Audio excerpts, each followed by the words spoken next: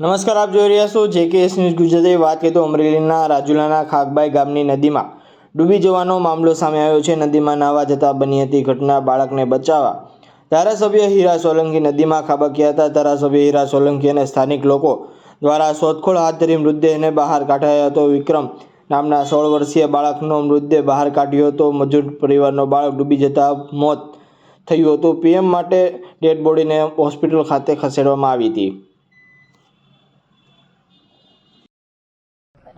ચાંચ ગામનો રહેવાસી હમણાં હાલ બીડી કામદારમાં ભાઈ શ્રી વિક્રમભાઈ ચૌહાણ કરીને નામક એક છોકરો આયા મને ફોન આવ્યો ભાઈ શ્રી જીવનભાઈનો, અને ડૂબી ગયો એમ કરીને સમાચાર આવતા તાત્કાલિક અહીંયા આવતા અહીંયાના સ્થાનિક તરવૈયા સાથે મળી અને મહેનત કરી અને ખૂબ તણ માથોડી પાણી હોવાના કારણે થોડોક છોકરો મોડો મળ્યો છે, પણ છોકરાને હમણાં કાઢી લેવામાં આવ્યો છે।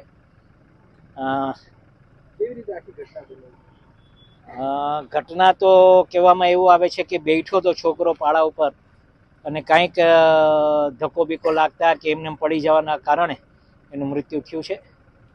હવે હોસ્પિટલમાં મોકલાવ્યો છે અને અવારનવાર આવા બનાવો બનતા હોય ત્યારે આ ગામના લોકોને હું કહેવા માંગુ છું કે જ્યારે આટલું ઊંડું પાણી હોય ત્યારે જે લોકોને તરતા આવડતું હોય એ લોકોને જ આ નદીમાં નાહવા પડવું જોઈએ। બાકી જે લોકોને તરતા ન આવડતું હોય એવા લોકોને કોઈ સાહસ અહીંયા કરવા જેવો છે નહીં।